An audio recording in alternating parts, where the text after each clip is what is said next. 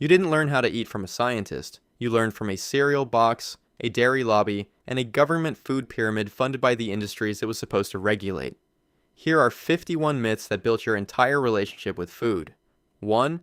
The food pyramid hanging in every school cafeteria looked like a public health document. It had a government seal. It came from the USDA.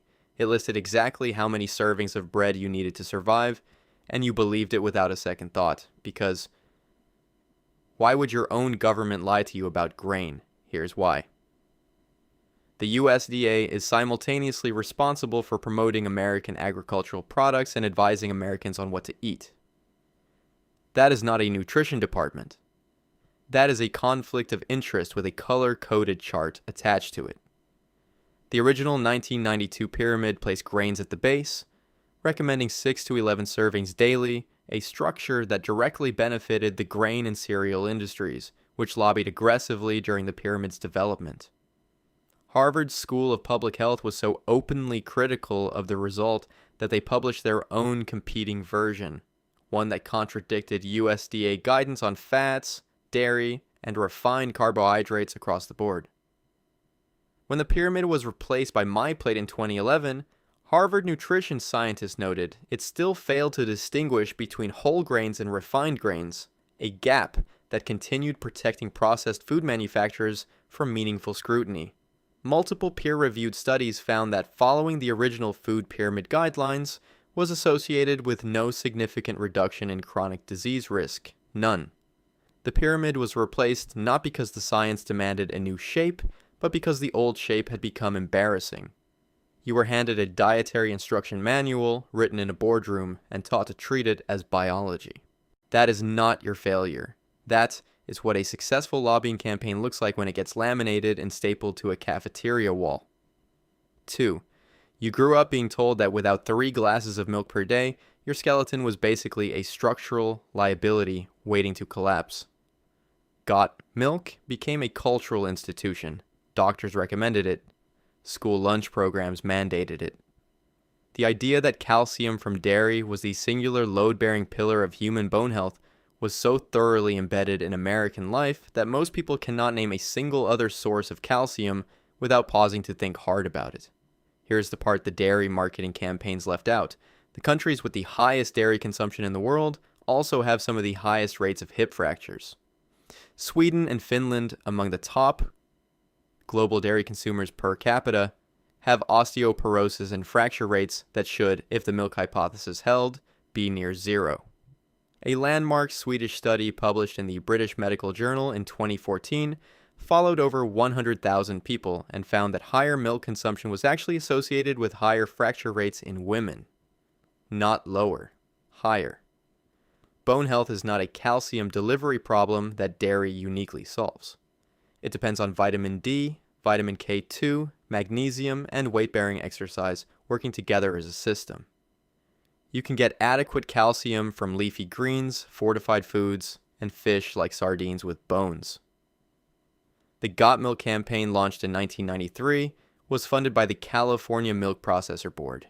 It was an advertising campaign, later adopted nationally, dressed in the clothing of a public health recommendation. Harvard nutrition scientists have publicly called the USDA's 3-cup per day dairy recommendation excessive and industry influenced. You have been paying a premium subscription fee to an industry that promised you unbreakable bones and delivered a 30-year ad campaign. Your skeleton deserves a more honest conversation than it got. 3. Somewhere along the way, the grocery store produce section acquired a moral ranking system where fresh sites at the top and frozen exist somewhere near the bottom, reserved for people who have stopped trying.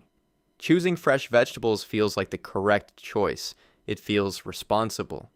It feels like the kind of decision a person who respects nutrition makes without hesitation.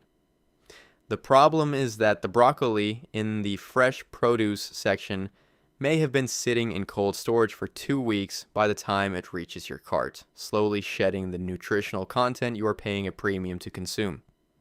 Your frozen broccoli, meanwhile, was likely flash frozen within hours of harvest, locking in vitamins at peak ripeness through a process that drops produce temperature to -18 degrees Celsius almost immediately after picking. Researchers at the University of California, Davis found that some fresh produce loses between 15 and 50% of certain vitamins during the days between harvest, transport, and retail sale. A 2017 study published in the Journal of Food Composition and Analysis found frozen peas and green beans had higher vitamin C content than their fresh counterparts after just 3 days of standard refrigerator storage. The USDA itself notes that frozen and canned vegetables can be equally or more nutritious than fresh depending on storage time and handling conditions. Fresh produce is frequently harvested before peak ripeness specifically to survive the transport window, meaning it was never at maximum nutritional density in the first place. Frozen produce is also more affordable, available year-round regardless of growing season, and produces substantially less food waste. You have been paying a prestige tax for produce that spent longer on a truck than it did in the ground. The freezer aisle you walked past with your nose up is where the actual nutrients have been waiting. 4. Every gym has at least one person who treats the post-workout protein window like a countdown timer on a bomb. The shaker cup comes out before the last rep is finished. The powder is pre-measured. The sprint to the locker room begins the moment the session ends. Miss that 30-minute window and your muscles apparently begin consuming themselves in protest. This myth was an absolute gift to supplement companies who benefited enormously from the idea that their product needed to be physically nearby during your workout to prevent muscular catastrophe. The actual science is significantly less dramatic. A 2013 meta-analysis published in the Journal of the International Society of Sports Nutrition analyzed 43 studies and found that the timing of protein relative to a workout had a much smaller effect on muscle growth than total daily protein intake. Muscle protein synthesis, the process of building new tissue, remains elevated for 24 to 48 hours post-exercise. The window is real. It is also the approximate size of a barn door, not a keyhole. Pre-workout protein consumption has been shown to be equally effective for muscle synthesis as post-workout consumption in multiple controlled studies. The variable that actually predicts muscle gain is whether you consistently eat adequate total protein throughout the day, roughly 0.7 to 1 gram per pound of body weight for active people. A protein shake immediately post-workout is convenient. Eating a proper meal with protein within a few hours produces comparable or identical outcomes. The supplement industry sold you a 30-minute deadline to create urgency for a product you would have bought anyway. Your muscles do not have a countdown timer. The company selling you the shaker cups very much did. 5. Every Thanksgiving, someone at the table delivers the tryptophan announcement with the confidence of a person who just remembered something important from a biology class. The turkey contains tryptophan. Tryptophan causes sleepiness. Therefore, the turkey is responsible for the collective coma that follows the meal. This explanation gets repeated year after year because it sounds plausible and involves a real amino acid with a real name. The problem is that turkey is not a uniquely powerful tryptophan source. Chicken, beef, cheese, eggs, and several types of nuts contain comparable or higher amounts of tryptophan per gram than turkey. You are not falling asleep after a plate of cheddar. Tryptophan can be converted into serotonin and then melatonin in the brain. But this conversion requires tryptophan to cross the blood-brain barrier relatively uncontested, which does not happen when it is consumed alongside a large protein-rich meal where it competes with other amino acids for the same transport mechanism. The actual cause of Thanksgiving fatigue is a straightforward combination of consuming a meal that for many Americans represents the highest single-sitting caloric event of the year, often accompanied by alcohol followed by high carbohydrate sides that spike and then drop blood glucose, all occurring on a day with no professional obligations and a couch nearby. A 2017 study in the American Journal of Clinical Nutrition found that high glycemic carbohydrates consumed alongside tryptophan-containing foods do increase tryptophan's brain availability, meaning the stuffing is technically more implicated than the turkey. Clinical doses of tryptophan used in sleep research are also far higher than any serving of turkey delivers. You ate the caloric equivalent of 3 restaurant meals, followed it with pie, and blamed the bird. The turkey is innocent. Your plate is the crime scene. 6. There was a period in American dietary history when choosing margarine over butter was considered one of the most responsible decisions an informed adult could make. Physicians recommended it, health organizations endorsed it. Margarine was modern, scientifically formulated, and free from the saturated fat that was supposedly clogging the nation's arteries one breakfast at a time. Butter, by contrast, was a relic, an old-world indulgence that enlightened nutrition science had made obsolete. The actual outcome of this medical consensus was that Americans spent decades replacing a natural food with a product manufactured through partial hydrogenation of vegetable oils, a process that creates artificial trans fats as a byproduct.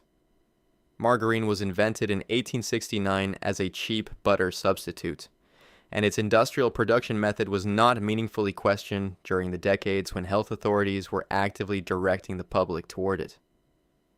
Trans fats from partially hydrogenated oils are now considered by most nutrition scientists to be the most harmful type of dietary fat in the food supply. They raise LDL cholesterol and simultaneously lower HDL cholesterol, hitting cardiovascular health from both directions at once. A 1993 Harvard study estimated that trans fat consumption was responsible for approximately 30,000 premature heart disease deaths per year in the United States. The FDA formally banned partially hydrogenated oils in 2018, decades after the scientific case was clear. Butter, made from cream, contains saturated fat but no artificial trans fats, and has been part of the human diet for thousands of years. Current evidence increasingly suggests its role in heart disease is far more nuanced than the anti-butter campaign ever acknowledged.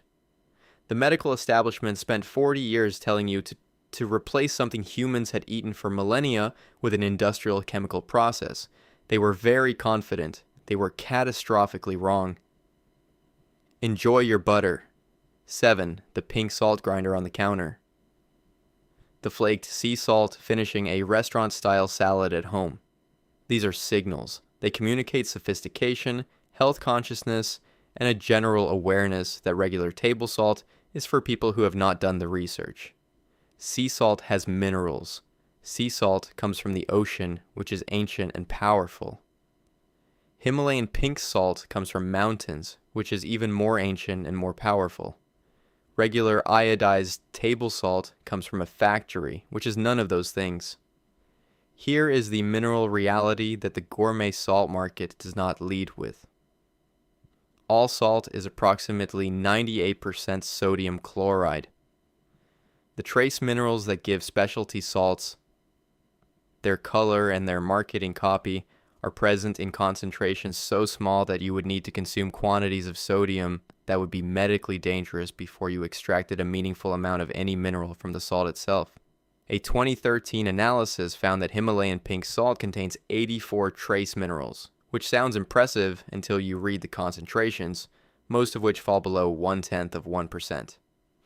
What regular iodized table salt actually contains, that specialty salts typically do not, is iodine, a genuinely essential nutrient for thyroid function whose deficiency causes goiter and developmental problems. Iodine deficiency was a serious public health issue in the United States before mandatory iodization began in the 1920s. The health-conscious consumer who has switched exclusively to premium non-iodized salts has quietly reintroduced a nutritional gap that took decades of public health infrastructure to close. The global gourmet salt market exceeded $1 billion annually by the early 2000s, built almost entirely on aesthetics and the perception of health benefits the chemistry does not support. You are paying 10 times the price for a mineral profile you would need to eat yourself into a medical emergency to benefit from. 8. Brown bread is the obvious choice. The color communicates everything. Brown equals whole grain equals fiber equals the correct decision made by an adult who understands nutrition. White bread is refined, empty, and something you reach for when you have stopped caring about your health. The color tells you everything you need to know, except it does not, because most brown bread sold in American supermarkets is white bread with molasses or caramel coloring added to achieve the visual cue that communicates healthiness without the nutritional substance that would actually justify it. The FDA does not require bread labeled wheat bread to contain any specific percentage of whole wheat flour. The phrase wheat bread technically describes any bread made from wheat, which is most bread. The words multigrain, made with whole grain, contains whole wheat, and 7 grain appear on packaging whose primary ingredient is enriched white flour. The only reliable verification is finding 100% whole grain or 100% whole wheat prominently stated, or confirming that whole wheat flour appears as the first ingredient on the label. A 2010 study found that many Americans correctly identified whole grain as nutritionally superior to refined grain, but simultaneously and incorrectly identified brown-colored bread as whole grain regardless of actual ingredient content. The American Heart Association and other health organizations have specifically warned consumers about this marketing tactic, noting it leads people to systematically overestimate the whole grain content of their diets. The food industry discovered that color is a more powerful nutritional signal to most consumers than an ingredient list, and they use that discovery with considerable commercial efficiency. You have been picking your bread by its tan. The ingredient list is the only document in the bread aisle that is not trying to mislead you, and it is the one most people skip entirely. 9. The egg white omelet became a cultural symbol of self-discipline, a visual demonstration that you understood cholesterol and had made your peace with sacrificing flavor for longevity. Cracking an egg and deliberately discarding the yolk became something people did openly and without embarrassment, even pride. The yolk was the dangerous part. The white was the virtuous part. Decades of dietary culture reinforced this division until it felt like settled anatomy. The yolk is where essentially all of the egg's nutritional value lives. Vitamins A, D, E, and K are fat-soluble and found almost entirely in the yolk because that is where the fat is. The egg white contains none of them. Choline, a critical nutrient for brain health, liver function, and fetal neural tube development during pregnancy, is found almost entirely in the yolk as well. Most Americans are clinically below optimal choline intake, which makes the long-standing cultural practice of throwing away the primary dietary source of it a particularly pointed form of nutritional self-sabotage. The cholesterol fear around yolks was built on an early and overly simplified hypothesis that dietary cholesterol directly and proportionally raised blood cholesterol. The liver, which produces approximately 80% of the body's cholesterol internally, compensates dynamically when you eat more dietary cholesterol by producing less on its own. Most people are hypo-responders who regulate effectively. In 2015, the U.S. Dietary Guidelines Advisory Committee removed its previous numerical limit on dietary cholesterol, concluding that cholesterol is not a nutrient of concern for overconsumption, effectively reversing 40 years of guidance. Multiple large studies found no significant association between eating up to 1 egg per day and cardiovascular disease risk in healthy adults. You spent decades engineering the most nutritionally hollow version of a perfect food and calling it responsible eating. The yolk was not the villain. The hypothesis that convinced you to throw it away was 10. The organic section of the grocery store has a distinct atmosphere. The lighting feels different. The shoppers move with a certain purposeful calm. The prices are higher, which feels correct, because better things cost more and organic food is clearly better. It was grown without synthetic pesticides, which means it is cleaner, which means it is healthier, which means the extra cost reflects actual nutritional superiority. That logic has a gap in it that is large enough to drive a produce truck through. Organic certification governs farming methods specifically regarding pesticide and fertilizer use. It says nothing, legally or biologically, about the nutritional content of the food itself. The carrot does not know it is organic. A comprehensive Stanford University meta-analysis published in 2012 reviewed 237 studies comparing organic and conventional foods and found no strong evidence that organic foods are significantly more nutritious in terms of vitamins, minerals, or macronutrients. A 2010 review in the American Journal of Clinical Nutrition reached the same conclusion across the majority of studied nutrients. Organic certification does reduce exposure to synthetic pesticide residues, which is a legitimate and distinct consideration. However, that benefit is about reduced chemical exposure, not enhanced nutritional density, and the two things are not the same. Organic farming can and does use naturally derived pesticides, some of which have their own toxicity profiles, meaning pesticide-free and organic are not synonymous. The factors that genuinely affect nutritional density include soil quality, time from harvest to consumption, crop variety, and ripeness at harvest, none of which are determined by organic certification alone.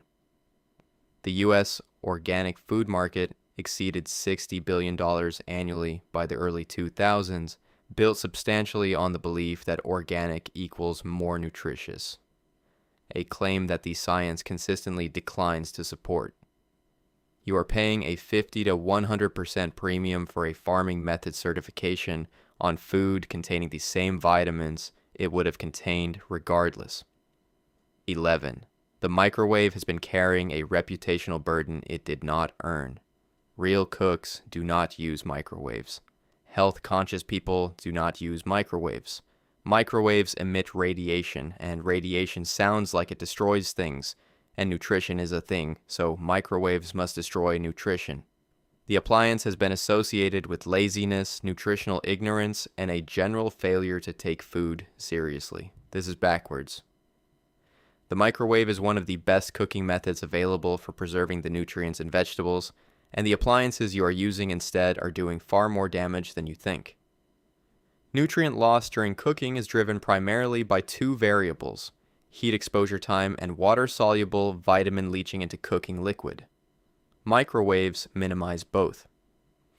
They cook food in short durations and require little to no water, which means vitamins stay in the food rather than dissolving into the liquid you pour down the drain.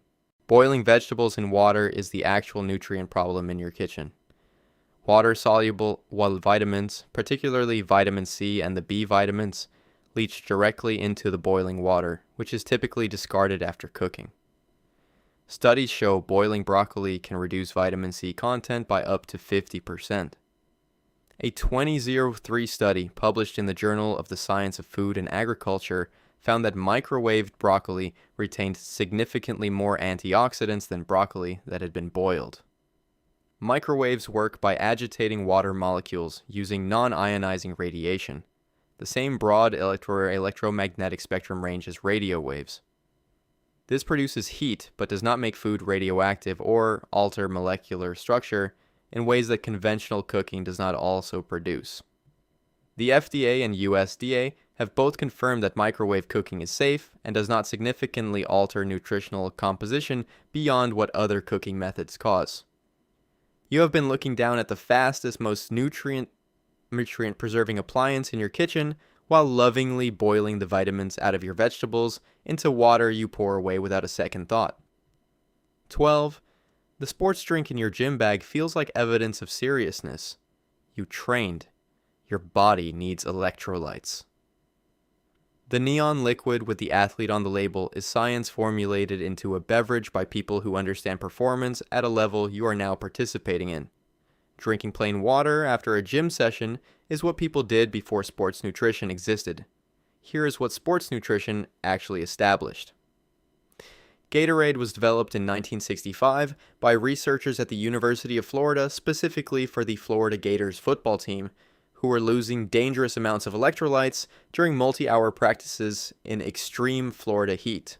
The physiological scenario that product was designed to address, prolonged intense exertion over 60 or more minutes in high heat with continuous, heavy sweating, is not the scenario of most gym visits.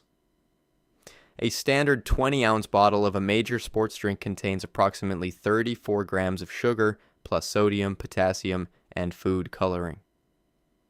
The American College of Sports Medicine recommends water as the primary hydration source for exercise lasting less than 60 minutes at moderate intensity. Electrolytes lost through sweat during a moderate gym session are replaced through normal dietary intake and subsequent meals without any supplementation. The sports drink market grew to over $20 billion globally by the early 2000s by successfully expanding its target consumer from elite endurance athletes to anyone who exercised, felt vaguely warm, or happened to be standing near a refrigerator case in a store with athletic imagery. Studies have found that children and recreational athletes consuming sports drinks regularly show increased rates of dental erosion from the acidic pH and weight gain from the sugar content. You finished a 40-minute workout, drank a candy bar in a bottle, and called it recovery. Gatorade was built for people who sweat through their jerseys for 4 consecutive hours. Water knew you before the branding did. 13. The logic seems airtight. Fat goes in, fat stays on. The word fat appears in the food, and the word fat describes what accumulates on your body, so the relationship is clearly direct. Removing fat from food should remove fat from your body. This is so simple it barely needs explaining, which is part of why it became the dominant nutritional framework of an entire era. The low-fat movement generated one of the most consequential and measurable nutritional disasters in American history.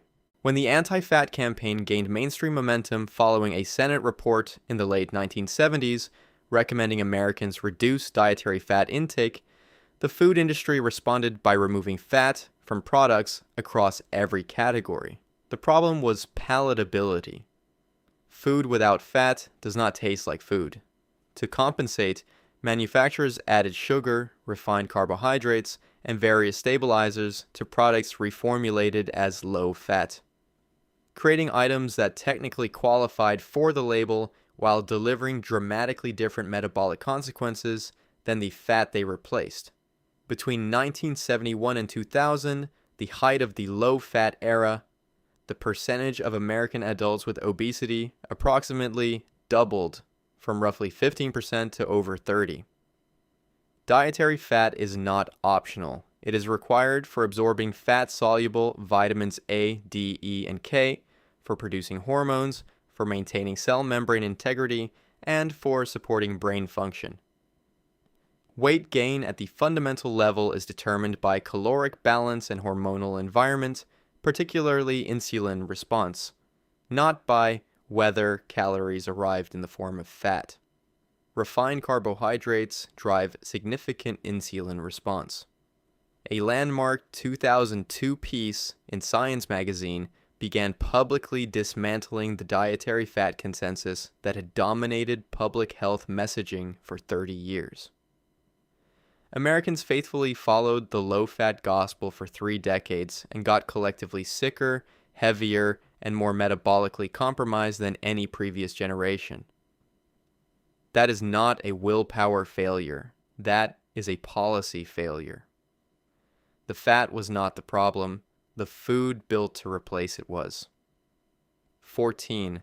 The vitamin C ritual is deeply ingrained. You feel the scratch in your throat, the slight fatigue behind your eyes, and your hand goes immediately to the supplement drawer. Packets, chewables, fizzy tablets dissolving in a glass of water. You are flooding your system with the one thing everyone knows stops a cold. The science on this is less generous than the cultural confidence around it suggests. The vitamin C and cold connection was popularized almost entirely by Nobel laureate Linus Pauling, who advocated megadose vitamin C supplementation in his 1970 book on the subject. Pauling was a legitimate scientific giant in chemistry, and his enthusiasm for vitamin C as a cold cure was enormous and persuasive. The subsequent clinical research was less enthusiastic. A 2013 Cochrane review, considered a gold standard of evidence analysis, examined 29 trials involving over 11,000 participants and found no reduction in cold incidence from regular vitamin C supplementations in the general population. None. The review did find modest benefits for people under extreme physical stress, endurance athletes, and military personnel in harsh conditions, but extrapolating those findings to everyone taking vitamin C at the first sign of a scratchy throat was always a significant leap without scientific support. Evidence suggests high-dose vitamin C may reduce cold duration by approximately 8 to 14% for people who already have colds, which translates to roughly half a day off a 7 to 10 day illness. Vitamin C is water-soluble and cannot be stored by the body. Megadose supplementation beyond what cells can utilize is excreted in urine. The U.S. recommended daily allowance is 65 to 90 milligrams for adults. A typical immune support supplement contains 500 to 1,000 milligrams. You have been throwing fistfuls of a water-soluble vitamin at a cold for 50 years, based on the enthusiastic recommendation of one charismatic scientist whose theory did not survive contact with clinical trials. Your cold still lasts a week. 15. High fructose corn syrup became the most clearly labeled food villain of the 2000s. Avoiding it was the baseline of nutritional literacy. Products reformulated without it announced the fact prominently. Pure cane sugar, standing next to HFCS on the shelf, seemed almost wholesome by comparison, practically artisan, the responsible choice for people who read labels and understood the difference between a natural product and an industrial one. The chemistry does not support this distinction as meaningfully as the marketing did.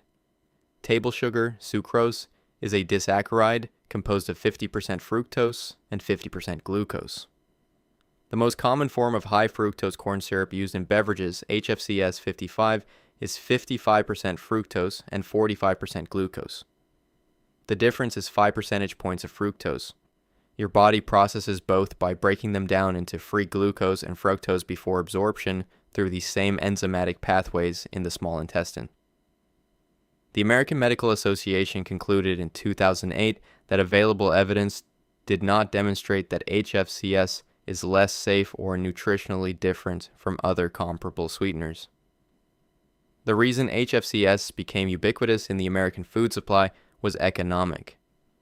Corn subsidies made it dramatically cheaper than cane sugar by the late 1970s, making it the preferred sweetener for manufacturers on cost grounds, not because it was more addictive, more harmful, or more anything except cheaper to produce. Products reformulated with cane sugar in place of HFCS and marketed as healthier alternatives contain equivalent caloric and metabolic loads. The label changed, the sugar did not.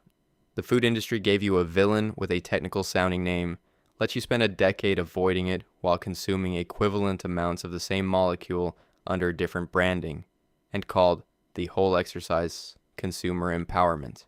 You traded one sugar for another and felt informed about the transaction. 16. The cleanse, the reset. The 3-day juice protocol that follows the holidays, the vacation, the rough stretch of weeks where the diet slipped and the body accumulated something that now needs to be addressed through concentrated green liquid and a specific tea from the wellness aisle. The premise is intuitive. The body accumulates toxins. Cleanses remove them. You emerge lighter, clearer, and restored. The word toxins is doing a remarkable amount of work in that sentence. When asked to name the specific compounds their products remove, cleanse manufacturers consistently cannot produce a list. Toxin in wellness marketing is a legally undefined, scientifically vague term that functions as a placeholder for an unspecified something that sounds bad enough to justify the purchase. Your body has a dedicated toxin removal system that operates continuously 24 hours a day without requiring supplemental green juice to function. It is called the liver and kidneys. The liver processes everything absorbed through the digestive tract, neutralizing harmful compounds through enzymatic pathways before excretion. The kidneys filter approximately 200 liters of blood daily, removing waste products and excreting them in urine. This process does not pause between cleanses, waiting for your assistance.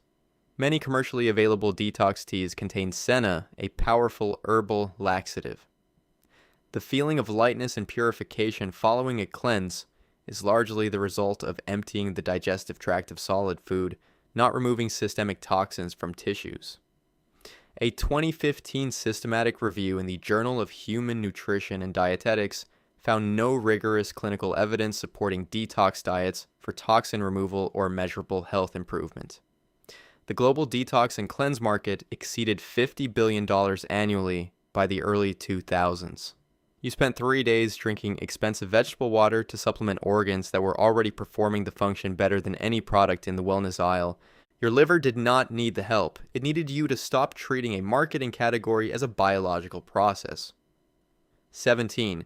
Gluten became the background radiation of modern nutrition anxiety. Invisible, everywhere, and apparently making enormous numbers of people sick despite a complete absence of diagnosed celiac disease or clinically confirmed sensitivity. Going gluten-free became a signal of seriousness, a commitment to listening to your body at a level that people who still eat regular bread simply have not achieved. For the roughly 99% of the population without celiac disease or confirmed non-celiac gluten sensitivity, a gluten-free diet offers no health benefit and may make your nutritional situation measurably worse. Celiac disease, an autoimmune condition in which gluten triggers intestinal damage, affects approximately 1% of the global population. Non-celiac gluten sensitivity is estimated at a much wider range and remains diagnostically controversial in the clinical literature. A 2017 Harvard study tracking over 100,000 adults without celiac disease for 26 years found no association between long-term gluten consumption and cardiovascular disease risk. Gluten-free product formulations often replace whole wheat flour, which contains fiber and B vitamins, with refined rice flour, tapioca starch, or potato starch, resulting in products that are lower in fiber and micronutrients than what they replaced. A 2018 study found that people without celiac disease following gluten-free diets had higher blood mercury and arsenic levels, potentially from increased consumption of rice-based gluten-free products, since rice bioaccumulates these elements from soil and water. The gluten-free food market grew from approximately $2.6 billion in 2010 to over $7 billion by the early 2000s, growth driven almost entirely by wellness trend adoption rather than medical necessity.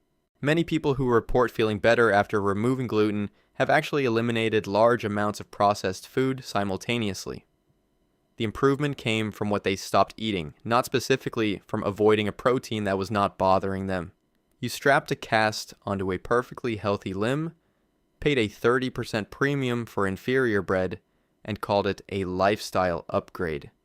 18. The belief that natural sugars in fruit are categorically different from added sugar is one of the more comfortable nutritional fictions you have been allowed to keep, because fruit is genuinely good for you and nobody wants to be the person who takes fruit away. The reasoning goes that fructose from an apple is natural, ancient, and therefore metabolically distinct from fructose poured from a bottle. Your body, apparently, knows the difference and handles them accordingly. It does not. Fructose is fructose. Your liver metabolizes it through the same pathways regardless of whether it arrived wrapped in apple skin or processed in a facility. The molecular structure is identical. The metabolic destination is identical. What actually differentiates fruit from added sugar in terms of health impact is not the sugar type but the fiber matrix surrounding it in whole fruit, which slows digestion, blunts glucose and insulin response, promotes satiety, and feeds beneficial gut bacteria. Remove the fiber and the distinction largely collapses, which is exactly what happens when fruit becomes juice. A piece of fruit and the juice pressed from that same fruit contain similar fructose content, but the juice produces a significantly faster and higher glucose spike because the fiber that would have moderated the response has been removed. The USDA dietary guidelines do not provide unlimited allowance for fruit. While whole fruit is recommended as part of a healthy diet, the guidelines acknowledge it should replace, not supplement, other sugar sources. Some high-sugar fruits, including mangoes, grapes, and bananas, can produce meaningful glycemic impact in quantity, particularly for people with insulin sensitivity. A 2013 USDA study found eating whole fruits was significantly associated with reduced type 2 diabetes risk, while fruit juice consumption was associated with increased risk. The fruit is not the problem. The philosophy that granted you infinite permission because the word natural appeared somewhere nearby is 19. The sick by small meals a day framework became fitness gospel so thoroughly that people were setting phone alarms to eat whether they were hungry or not, treating appetite as an unreliable biological signal that needed to be overridden by a predetermined schedule. The metabolic furnace theory held that eating frequently kept your metabolism elevated, stoking a fire that would otherwise cool and slow and undermine your efforts. The mechanism cited was the thermic effect of food, the calories your body burns digesting and processing a meal. This effect is real. The conclusion drawn from it is not. The thermic effect of food is proportional to the size of the meal, not to the frequency of meals. Burning the calories from a 2,400 calorie daily intake spread across 6 400 calorie meals produces the same total thermic expenditure as burning those same calories across 3 800 calorie meals. The math is identical because the total food quantity is identical. Your metabolism is responding to fuel load, not delivery frequency. A 2012 study published in the British Journal of Nutrition compared 3 daily meals versus 6 daily meals in healthy adults with matched total caloric intake and found no difference in total energy expenditure, fat oxidation, or body composition between the two groups. The grazing metabolism theory gained traction largely through bodybuilding culture, where regimented eating schedules reflect precise protein timing and disciplined caloric control, rather than any demonstrated metabolic frequency advantage. For many people, eating 6 times per day increases total caloric intake in practice because each small meal is imprecisely portioned and the cumulative difference adds up. Intermittent fasting research has demonstrated that condensing eating into shorter daily windows does not reduce metabolic rate and produces comparable health outcomes to traditional meal spacing. You set alarms to eat on a schedule your metabolism was never tracking. The furnace analogy was always poetry, not physiology. 20. MSG acquired a reputation in the 1960s that it has never fully recovered from, despite the fact that the evidence behind that reputation amounts to a single letter written by one physician describing his personal experience after a restaurant meal. One letter, published in the New England Journal of Medicine in 1968. Not a clinical trial, not a controlled study, not a replicated finding, just a physician named Dr. Robert Homan Kwok describing symptoms he attributed to monosodium glutamate and coining the phrase Chinese restaurant syndrome. That letter launched decades of consumer avoidance, product reformulation, and restaurant menu disclaimers. Subsequent double-blind, placebo-controlled studies consistently failed to reproduce MSG-specific symptoms in subjects who could not identify which food contained MSG versus a placebo. When subjects knew they had consumed MSG, symptoms appeared at rates consistent with nocebo effect, meaning they experienced symptoms because they expected to, not because the compound produced them. The FDA classifies MSG as generally recognized as safe. The European Food Safety Authority conducted a comprehensive review in 2017 and found no evidence of harm from MSG at typical dietary intake levels. Glutamate, the amino acid component of MSG, is one of the most abundant amino acids in the human diet and is produced naturally by the body itself. It occurs in high concentrations in Parmesan cheese, tomatoes, mushrooms, soy sauce, and anchovies, none of which have ever carried a health stigma remotely comparable to MSG. The anti-MSG sentiment disproportionately targeted Chinese American cuisine, while Italian cuisine, which uses high glutamate ingredients freely, escaped scrutiny entirely. A pattern food historians have noted reflects cultural bias more reliably than science. You have been avoiding a flavor compound found in Parmesan and tomatoes because one man wrote a letter about his dinner in 1968. The compound was never the problem. 21. The raw food movement built an entire nutritional philosophy on the premise that cooking is an act of vandalism committed against otherwise perfect food.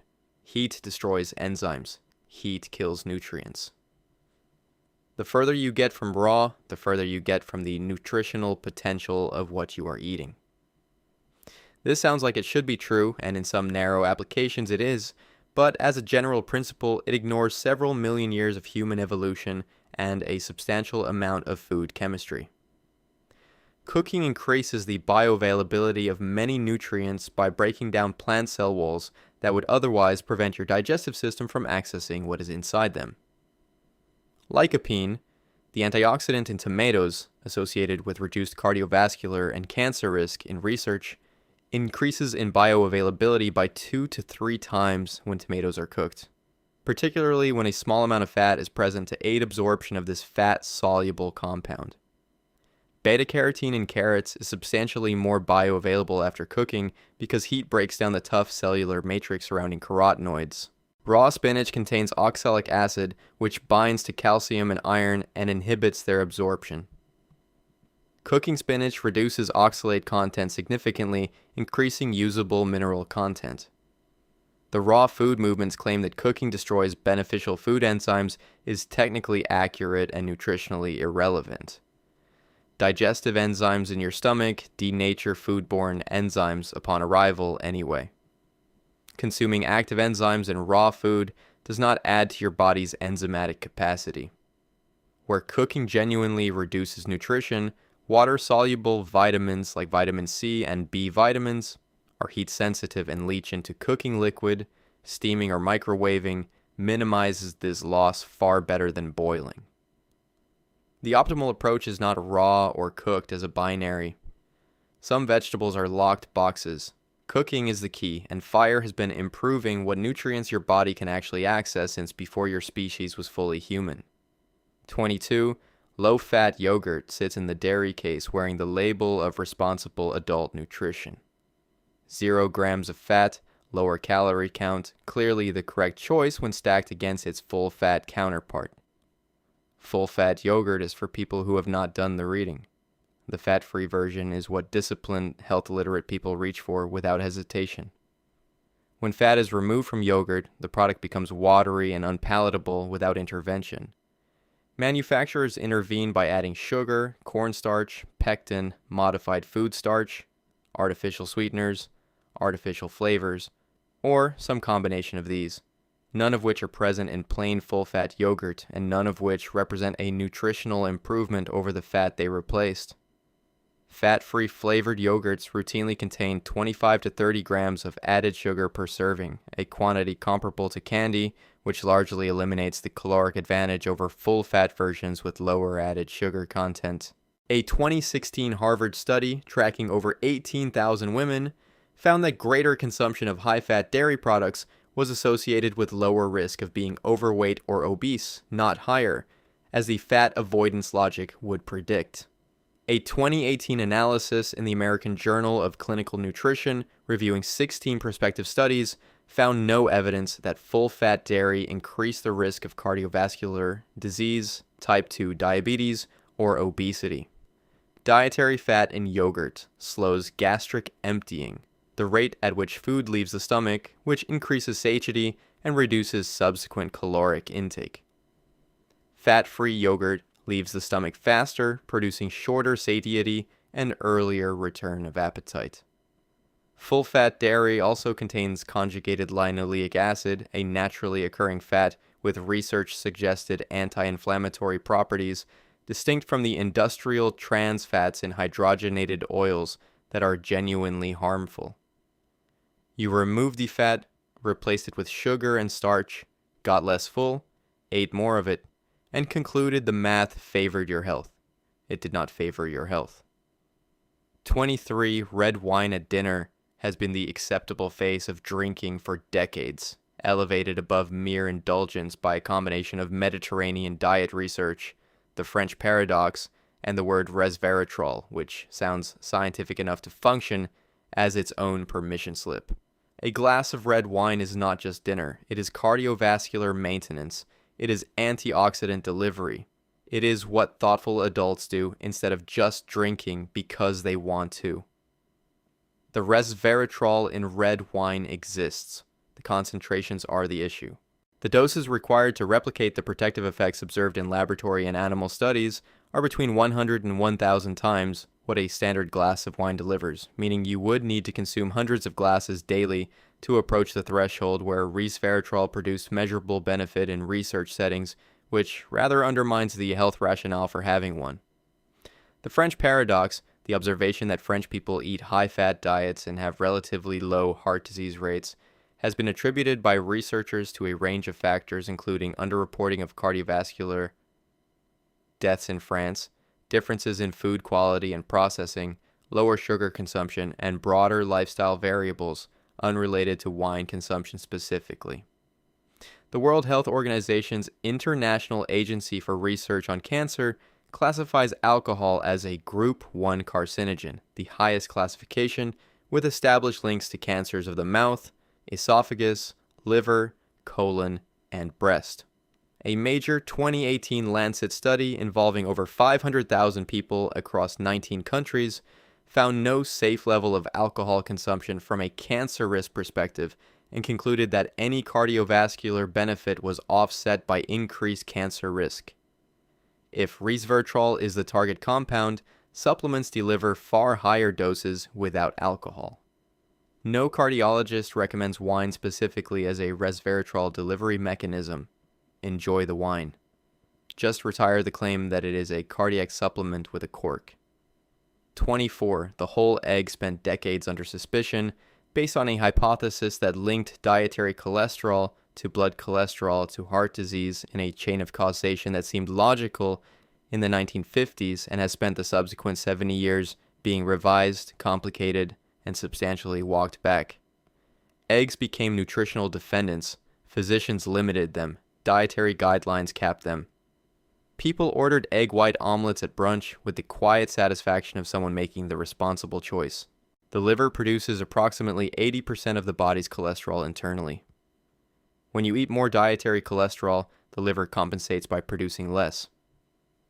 This process, called cholesterol homeostasis, means that for most people, eating dietary cholesterol does not produce a proportional increase in blood cholesterol. Most people are what researchers call hypo-responders. Approximately 25 to 30% of the population are hyper-responders whose blood cholesterol does rise meaningfully with egg consumption, and for that group, moderation makes clinical sense. For the majority, the fear was not proportionate to the mechanism. In 2015, the U.S. Dietary Guidelines Advisory Committee removed its previous numerical limit on dietary cholesterol, concluding that cholesterol is not a nutrient of concern for overconsumption. That language was in a federal dietary guidelines document, reversing 40 years of official guidance.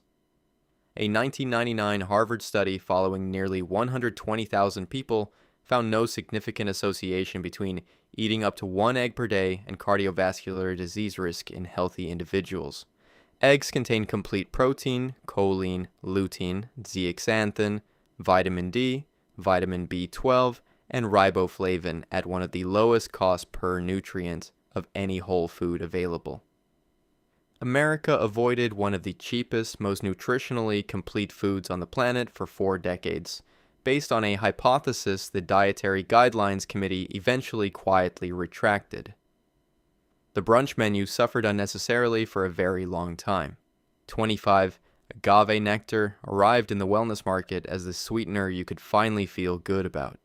Natural, low glycemic, appropriate for people managing blood sugar. The bottle often featured imagery of plants and unspoiled landscapes. Health food stores carried it prominently.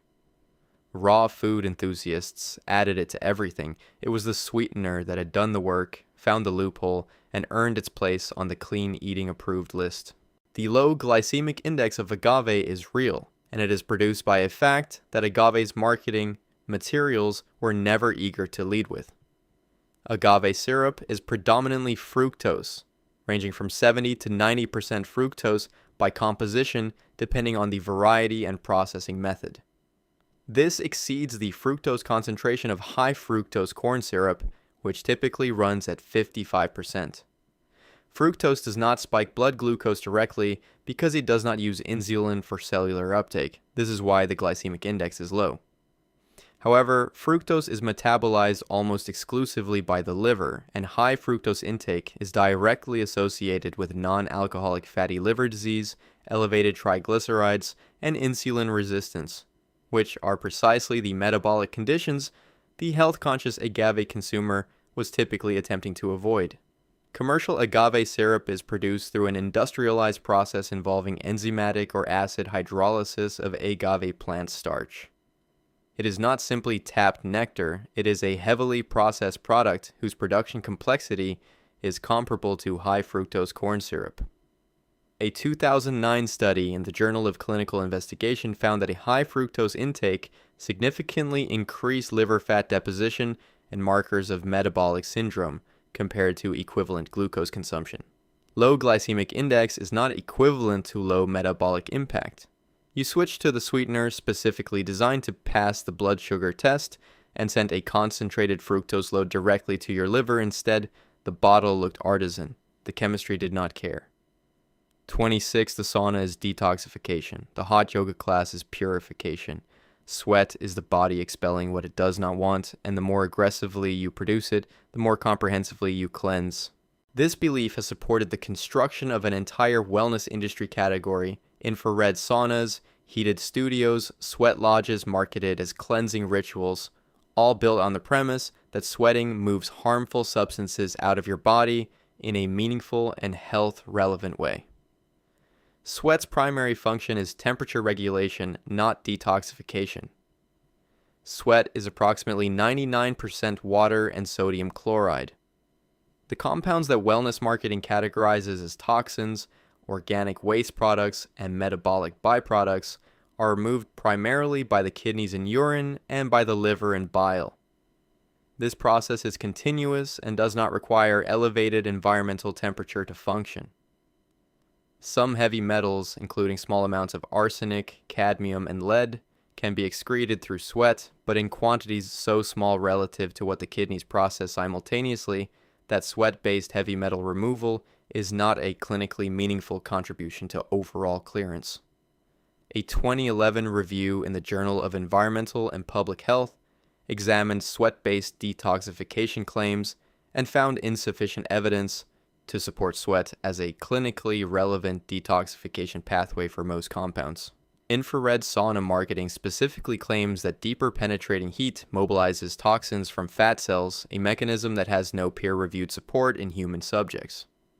There are genuine documented benefits of consistent sauna use, including improved cardiovascular health markers and reduced blood pressure studied extensively in Finnish populations, none of which are related to toxin removal.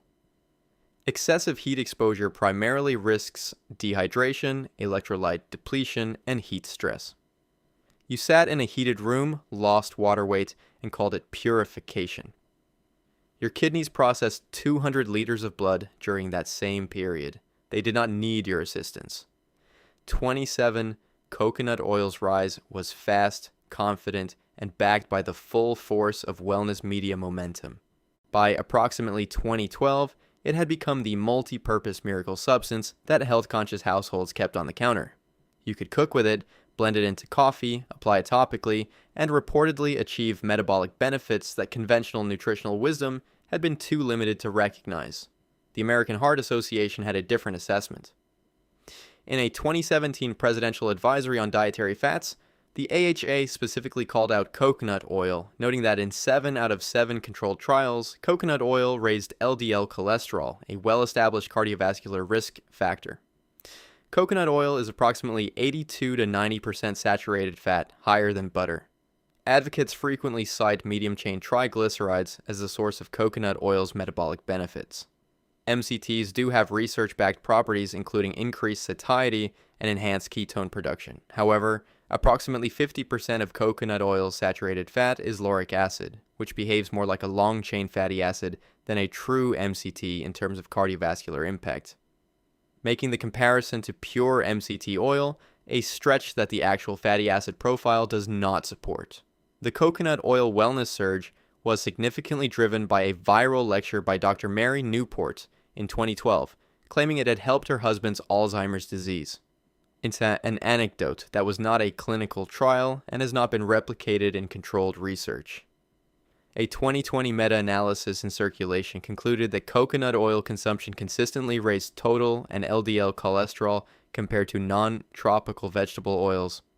Many studies involving traditional coconut-consuming populations examined fresh coconut rather than commercially refined coconut oil, which differs substantially in composition and processing. The internet declared a jar of saturated fat a superfood. The AHA disagreed. The clinical trials disagreed. The jar still looked excellent on the counter. 28. The all calories are equal argument is seductive because it grounds nutrition in physics, and physics feels authoritative. A calorie is a unit of energy. Energy balance determines weight.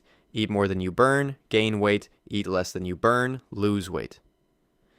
Anyone who complicates this with talk of hormones and macronutrients and food quality is probably selling a book. The problem is that your body is not a closed thermodynamic system. It is a complex hormonal, microbial, and neurological environment that processes different macronutrient compositions with measurably different metabolic outcomes, even when total caloric intake is identical. The thermic effect of different macronutrients varies significantly. Protein requires 20 to 30% of its own calories to digest and absorb. Carbohydrates require 5 to 10%. Fat requires roughly 0 to 3%. A 2,400 calorie high protein diet produces a different net caloric load than a 2,400 calorie high fat diet because the processing cost is different. Insulin response differs dramatically between macronutrient types. Refined carbohydrates drive acute insulin spikes that promote fat storage and suppress glucagon, a fat-mobilizing hormone. Fat and protein produce substantially lower insulin responses, affecting the hormonal environment for how calories are partitioned in the body. Fiber content affects actual calorie absorption. The digestive system does not extract 100% of labeled calories from all food matrices equally.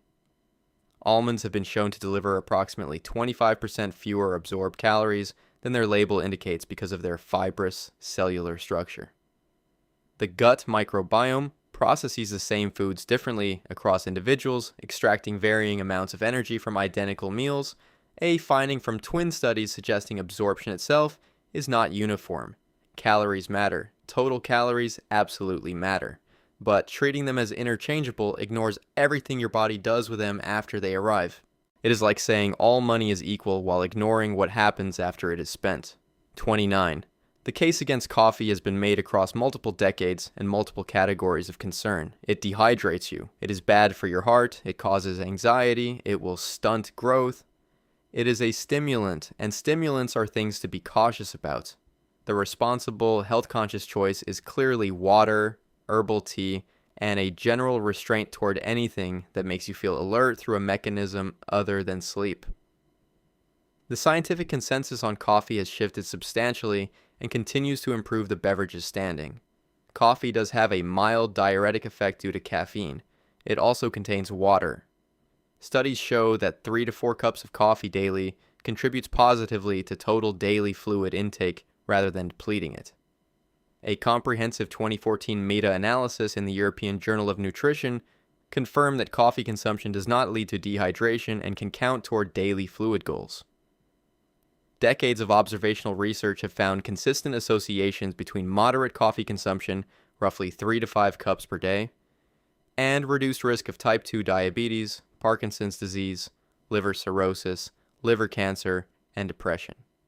These are not minor associations in small studies. They appear across large population cohorts. Coffee is one of the largest sources of dietary antioxidants in the American diet, not because it is exceptionally antioxidant dense per gram, but because Americans consume it in such quantities that it dominates antioxidant intake by sheer volume. The earlier research linking coffee to cardiovascular disease frequently failed to control for smoking, because coffee drinkers of that era were often also heavy smokers, inflating the apparent risk associated with coffee specifically. Harvard's T.H. Chan School of Public Health now describes moderate coffee consumption as compatible with a healthy diet for most adults. You spent years second-guessing the thing, making your mornings functional based on studies that forgot to account for cigarettes. Drink the cup without the inherited guilt. 30. The cold press machine on the counter costs several $100s and requires significant preparation time, produces a quantity of liquid that disappears in under 2 minutes, and leaves behind a pile of fibrous vegetable pulp that most people throw away. That pulp is the part of the vegetables that was actually doing most of the work. Juicing removes fiber, and fiber is the most nutritionally consequential component of produce for a substantial portion of what makes vegetables beneficial. Dietary fiber slows glucose absorption, feeds the gut microbiome, reduces cholesterol, promotes satiety, and is associated with reduced risk of colorectal cancer. Juicing removes virtually all of it, leaving primarily liquid, water-soluble, vitamins, and sugar. The glycemic impact of fresh juice is dramatically higher than that of the whole fruit or vegetables it came from. Apple juice has a glycemic index comparable to soda. The fiber in a whole apple is what distinguishes it metabolically from the juice pressed from it. The premise that your digestive system needs a break from digestion and benefits from pre-broken down nutrients delivered in liquid form has no basis in gastroenterological science. Your digestive system is continuously active and does not require rest from the function it exists to perform. Fat-soluble vitamins and vegetables require dietary fat for absorption. Drinking a green juice without a fat source means many of those nutrients pass through without being absorbed, a problem that whole meals with mixed macronutrients resolve automatically. A 2013 USDA study found that eating whole fruits was significantly associated with reduced risk of type 2 diabetes, while fruit juice consumption was associated with increased risk. You removed the best part of the vegetable, concentrated the sugar, reduced the vitamin absorption, eliminated the satiety signal, and called it optimal nutrition. The mason jar looks excellent. The mythology it contains is pure marketing. 31. Sodium reduction became a universal public health directive presented as applicable to all adults, regardless of individual cardiovascular status, baseline blood pressure, or dietary context. The warning is on food labels, in restaurant disclosures, and in the background of virtually every nutritional conversation involving processed food. Salt is a cardiovascular weapon. Everyone should use less of it. This is sound advice for a specific population. It is considerably overstated as universal guidance. Salt-sensitive hypertension, in which sodium intake meaningfully raises blood pressure, affects approximately 25 to 50% of people who already have hypertension, and approximately 25% of the general population. The majority of healthy adults do not experience significant blood pressure responses to moderate sodium variation. A 2011 analysis published in the Journal of the American Medical Association pooled data from multiple studies and found that low sodium intake, specifically below 1.5 grams per day, which falls well below the recommended upper limit, was associated with higher cardiovascular mortality than moderate intake. The relationship between sodium and cardiovascular risk follows a J-curve, meaning both very high and very low intake carry elevated risk compared to a moderate middle range. Sodium is an essential electrolyte required for nerve transmission, muscle contraction, and fluid balance. Hyponatremia, the clinical state of sodium deficiency, produces serious neurological symptoms and can be fatal.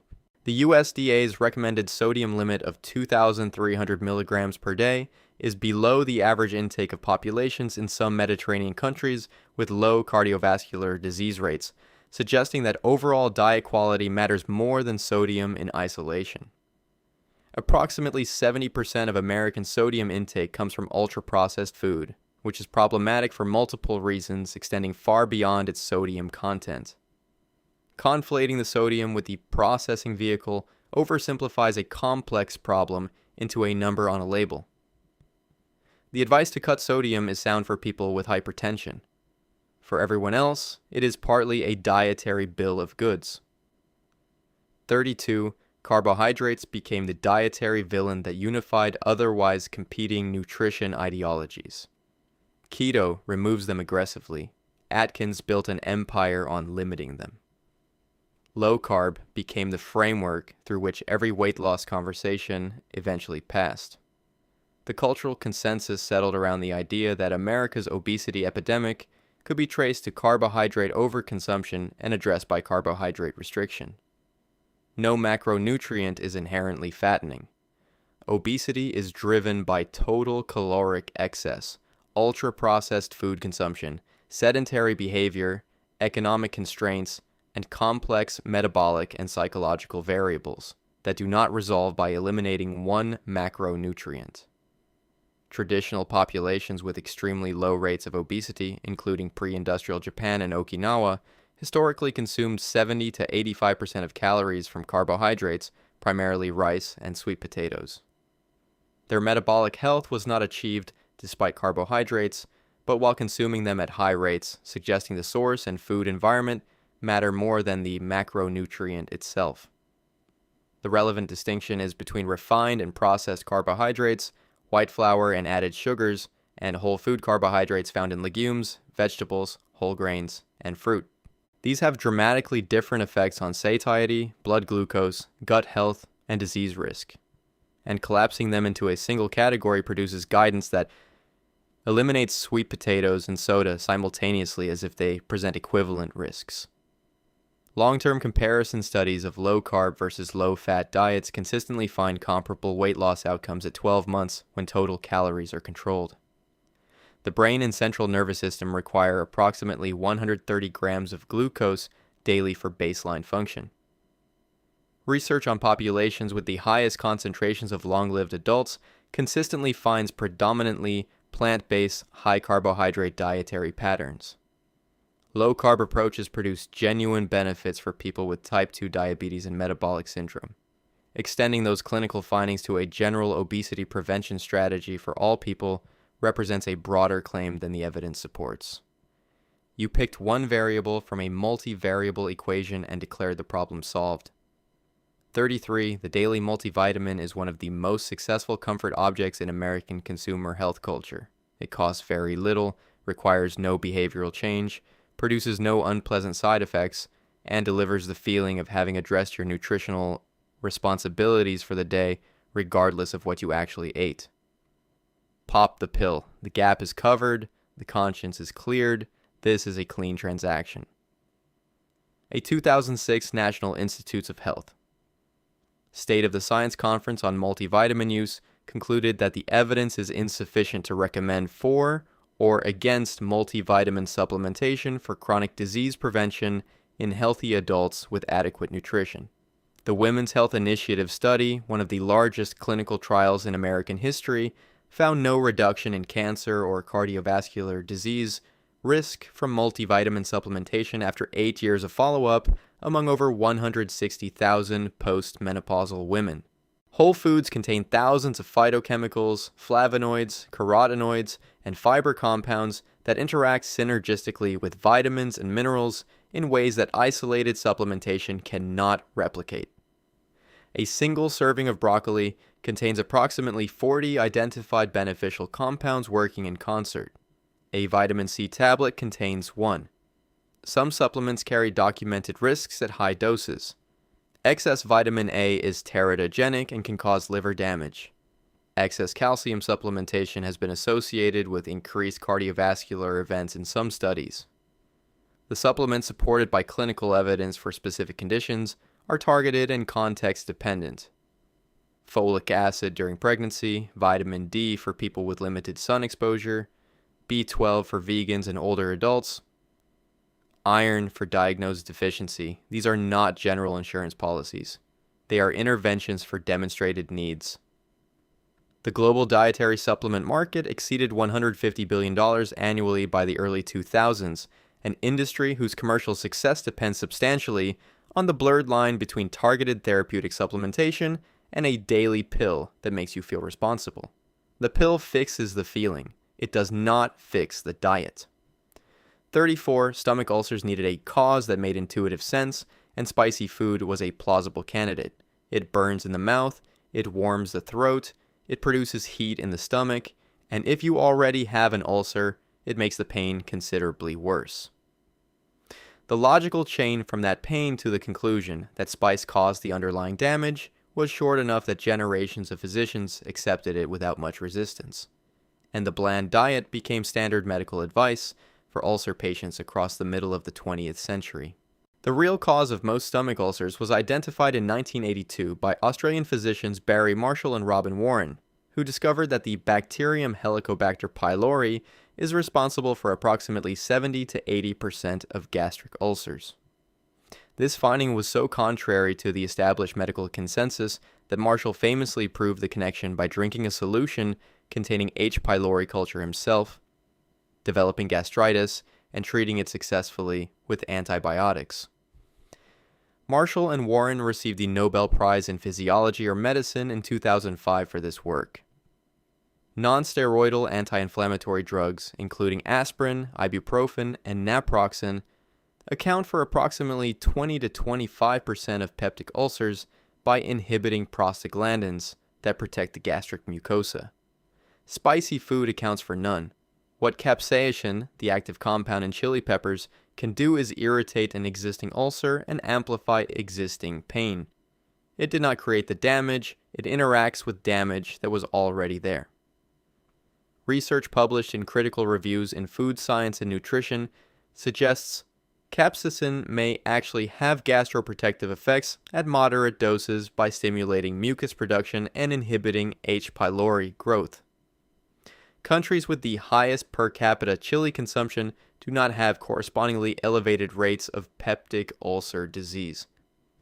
Humans blame the hot sauce for a bacterial infection for over a century. The chili pepper has been officially acquitted.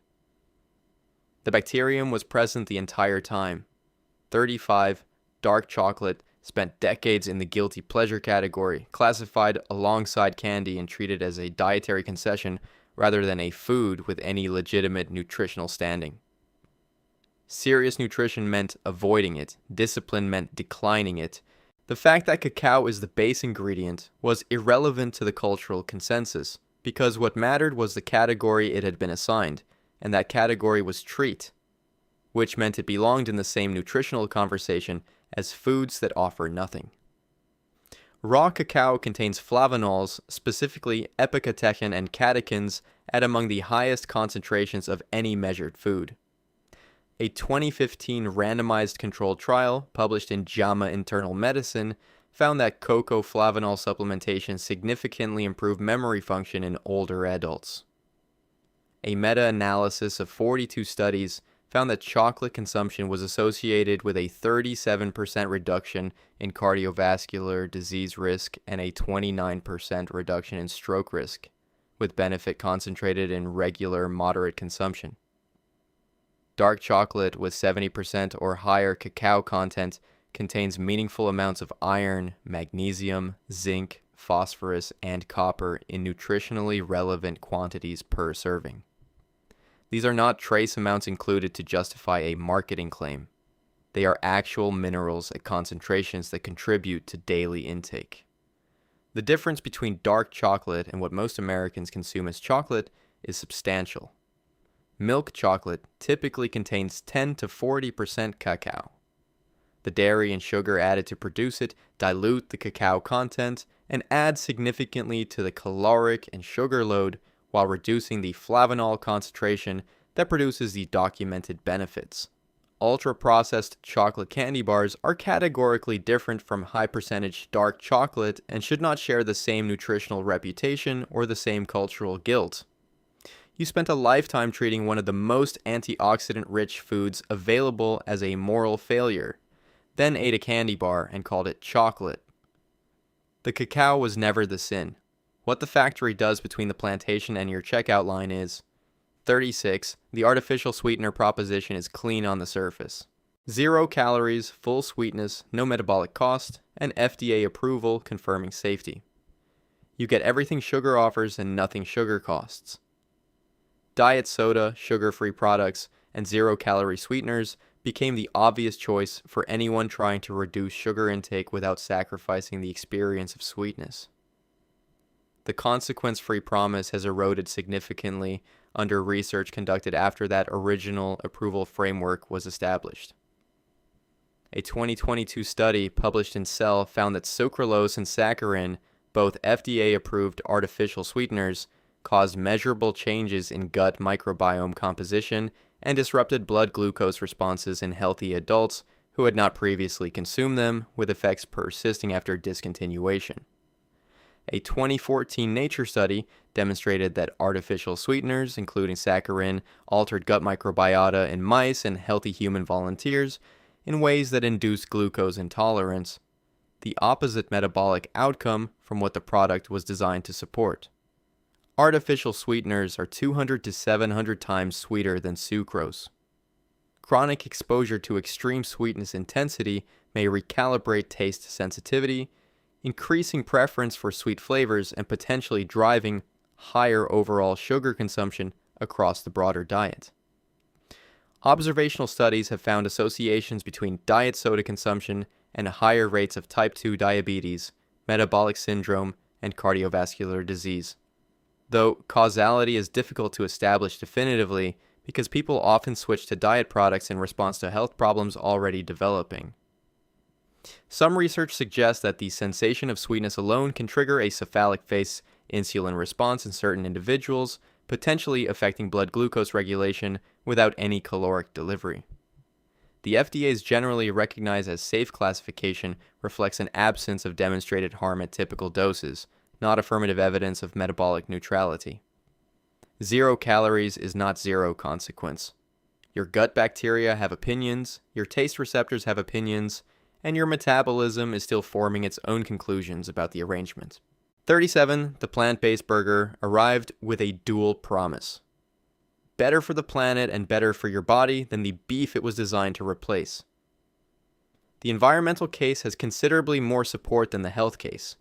People who switched from beef patties to plant-based alternatives, specifically for the nutritional upgrade, were working for marketing materials more than clinical evidence. Most commercial plant-based meat products are ultra-processed foods with lengthy ingredient lists, high sodium content, and fat profiles comparable to the animal products they replace, without necessarily delivering superior nutrition in exchange. A Beyond Burger patty contains approximately 390 milligrams of sodium compared to roughly 75 to 80 milligrams in a comparable lean beef patty.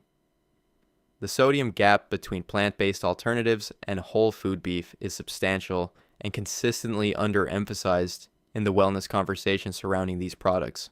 Plant-based burgers are classified as ultra-processed foods under the Nova Food classification system, which places them in a category associated with increased risk of cardiovascular disease, type 2 diabetes, and cancer in large epidemiological studies. The protein in pea or soy-based alternatives is genuinely high quality with a complete essential amino acid profile. The food matrix surrounding it, methyl cellulose, coconut oil, natural flavors, various stabilizers, is not nutritionally equivalent to eating legumes or soy in less processed forms. A 2021 Stanford study found that plant-based meat consumption reduced LDL cholesterol slightly compared to animal meat, but that the effects were modest and some participants showed increased BMI markers. Environmental claims for plant-based alternatives are more clearly defensible than health claims. The greenhouse gas emissions and land use footprint are generally lower than beef. You switched from a whole food to a highly engineered ultra-processed replica of that whole food and framed it as a health upgrade. The planet may genuinely benefit. Your body received a different product than the packaging described. 38 honey and maple syrup occupy a privileged position in the nutritional imagination that table sugar does not. They are natural. They are ancient. Honey has antimicrobial properties and has been used medicinally across cultures for centuries.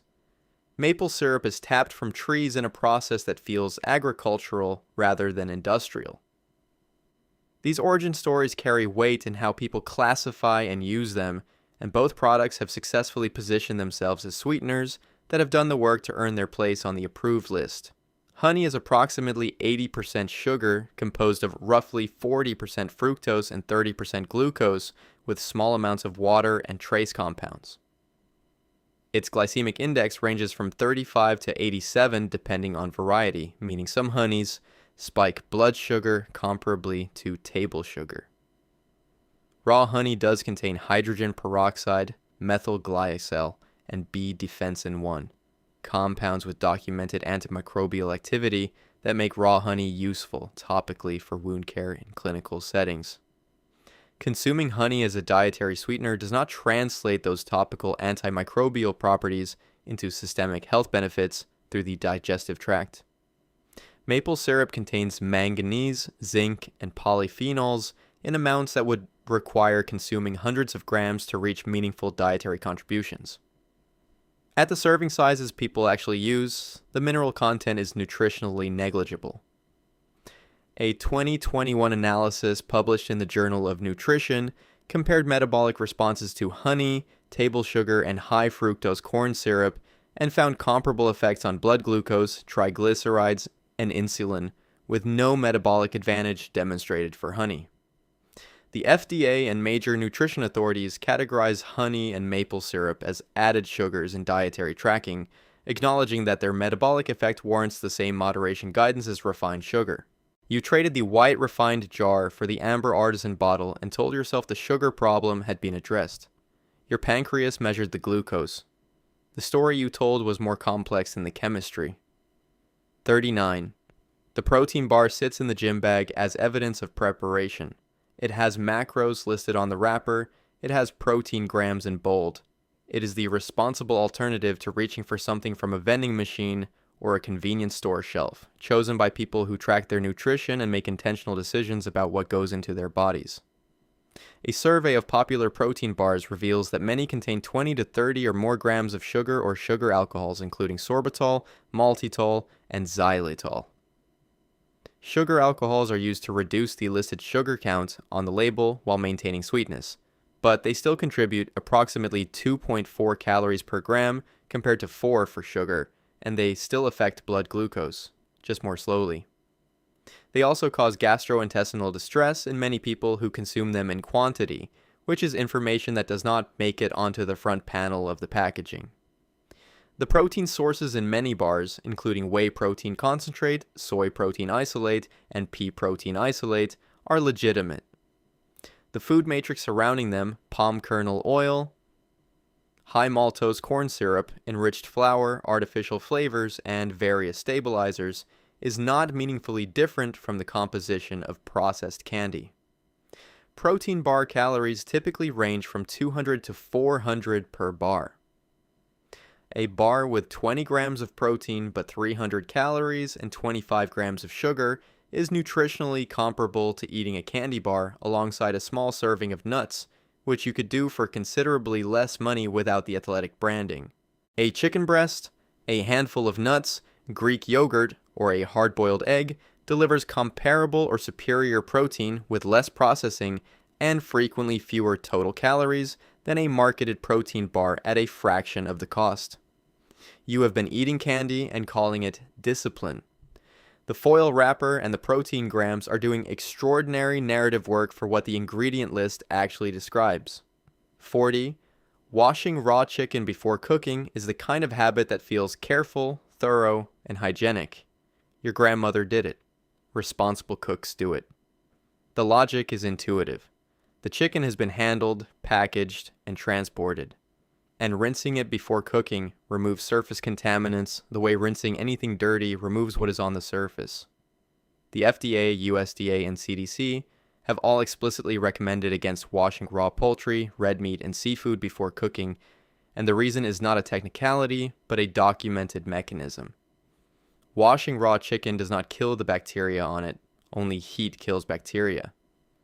What washing does is spray Campylobacter and Salmonella in a water mist across your sink, your counter, and any surfaces within roughly 3 feet of the faucet, cross-contaminating the area where you will subsequently prepare everything else in the meal. Campylobacter jejuni, the bacteria most commonly associated with raw chicken, is the leading cause of foodborne bacterial diarrheal illness in the United States, responsible for an estimated 1.5 million illnesses annually. The bacteria adhere at a cellular level to meat surface tissue and penetrate below the outer layer. They cannot be rinsed away. They require an internal temperature of 165 degrees Fahrenheit throughout the meat to be destroyed. A UK Food Standards Agency campaign called Don't Wash Your Chicken documented through high-speed video how dramatically bacteria-containing water droplets aerosolize during rinsing, making the cross-contamination pattern visible in a way that no warning label had managed to communicate.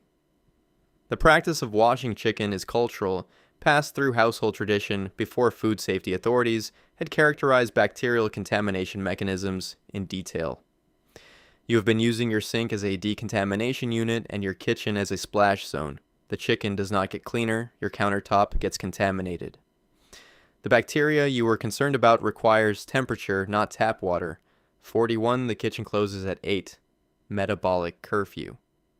Whatever caloric activity occurs after that hour is operating outside sanctioned parameters, and the body will respond accordingly by converting everything consumed in those final hours directly and efficiently into stored fat. This rule has circulated through diet culture with the confidence of a natural law, delivered by fitness coaches, diet books, and well-meaning people who had been told the same thing by someone equally confident before them. Your metabolism does not observe business hours. Basal metabolic rate operates continuously 24 hours a day, including during sleep, which is itself an energy-intensive process involving cellular repair, hormone regulation, and neurological consolidation.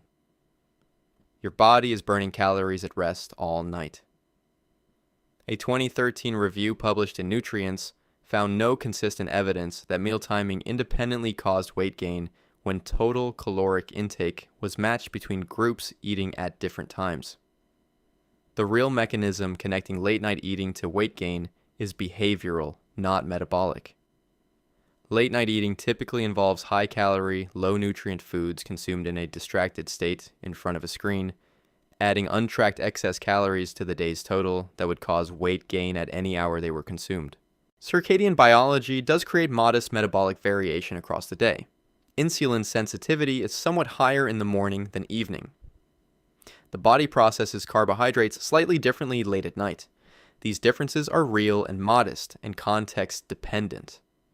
Research on shift workers shows associations with metabolic disruption, but this is attributed to circadian rhythm disruption affecting sleep, stress hormones, and metabolic rate broadly, not specifically to the hour of food consumption. Time-restricted eating shows health benefits attributed primarily to extended overnight fasting and caloric reduction, not avoidance of any specific evening hour. Your metabolism is on shift when you are asleep. The problem with eating at midnight is what you choose to eat at midnight, not the timestamp on the snack. 42.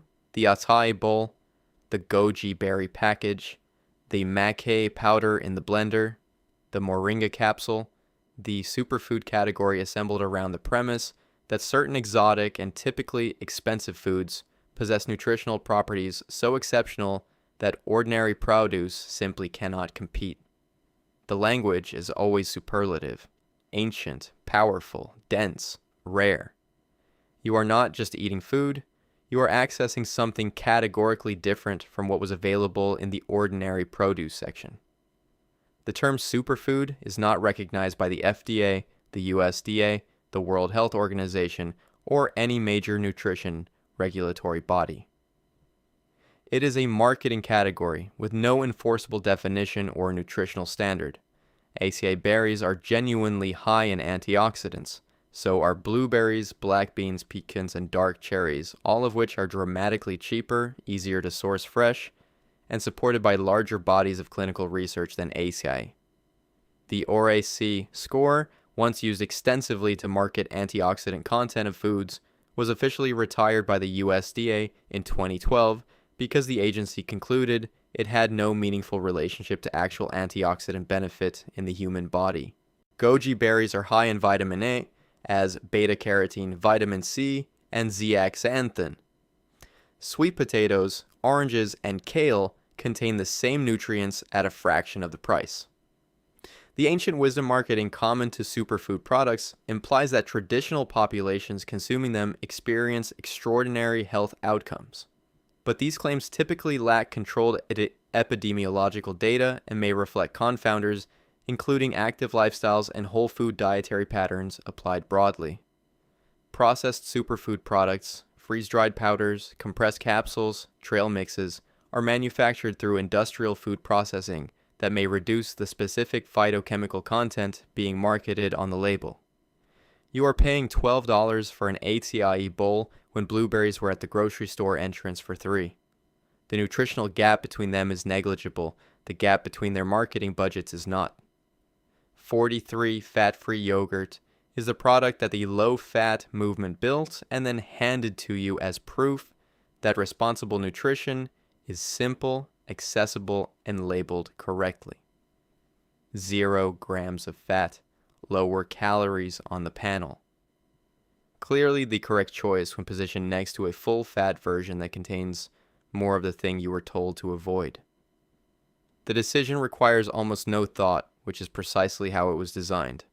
When fat is removed from yogurt, the product becomes watery and unacceptable without intervention. Manufacturers intervene. The fat-free flavored yogurts that populate the grocery store dairy case routinely contain 25 to 30 grams of added sugar per serving, a quantity that is comparable to candy, which substantially erodes any caloric advantage over full-fat versions with lower added sugar. Many also contain cornstarch, pectin, modified food starch, artificial sweeteners, or artificial flavors, none of which are present in plain full-fat yogurt. A 2016 Harvard study tracking over 18,000 women found that greater consumption of high-fat dairy products was associated with lower risk of being overweight or obese, the opposite of what the fat avoidance logic would predict. A 2018 analysis in the American Journal of Clinical Nutrition reviewing 16 prospective studies found no evidence that full-fat dairy consumption increased the risk of cardiovascular disease, type 2 diabetes, or obesity. Dietary fat in yogurt slows gastric emptying, the rate at which food leaves the stomach, producing greater satiety and reducing subsequent caloric intake. Fat-free yogurt leaves the stomach faster and produces shorter satiety duration. Full-fat dairy also contains conjugated linoleic acid, a naturally occurring fat with research-suggested anti-inflammatory properties that is distinct from the industrial trans fats and hydrogenated oils that are genuinely harmful. You removed the fat, replaced it with sugar and starch, got less full, ate more of it, and the label still said healthy. The math on that one required some very generous assumptions. 44 Vitamin Water was a product that successfully repositioned sugar water as a health decision by adding vitamins to the formula and building a brand architecture around wellness imagery, athletic association, and the implication that choosing it over plain water was a nutritionally informed choice rather than simply a preference for sweetened beverages. A standard bottle contains approximately 32 grams of sugar and a vitamin profile that most Americans consuming a varied diet already meet through food. This was not a secret.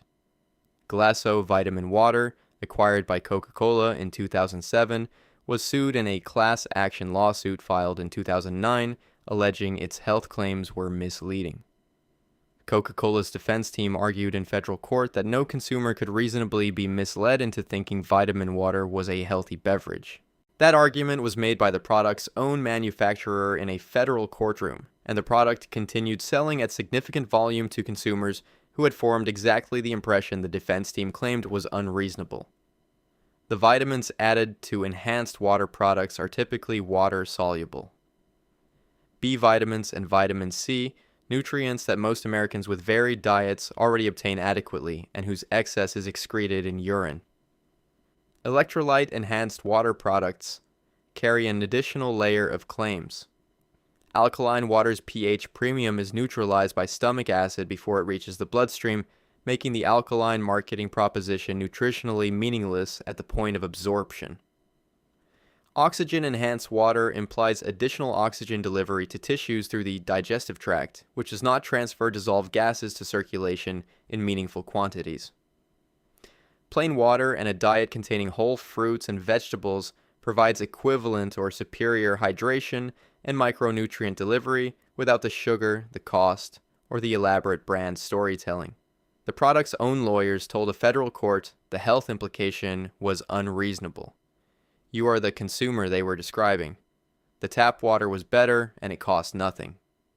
45 Soy became a masculinity threat in fitness culture with a specificity and conviction that the actual science never supported. The phytoestrogens in soy were described as hormone disruptors that would compromise testosterone, reduce gains, and produce feminizing physical effects in men who consume them. The certainty with which this claim circulated through gyms, forums, and fitness content was inversely proportional to the quality of evidence behind it. Phytoestrogens, specifically isoflavones in soy, bind to estrogen receptors in the body, but with far weaker affinity than human estradiol. Their receptor binding can actually produce a mild competitive blocking effect on estrogen receptors in some tissues, meaning the mechanism operates more as a weak anti-estrogenic influence than an estrogenic one. A 2010 meta-analysis published in Fertility and Sterility analyzed 15 controlled studies on soy and found no significant effect on testosterone, estradiol, or sperm quality in men consuming soy foods or isoflavone supplements at normal dietary intake levels. The rare case reports of gynecomastia connected to soy involved consumption levels far exceeding any normal dietary pattern, specifically individuals consuming multiple liters of soy milk daily. Japan and other East Asian countries have among the highest per capita soy consumption in the world, and no corresponding measurable difference in testosterone levels, fertility rates, or male physical characteristics compared to low soy consuming populations.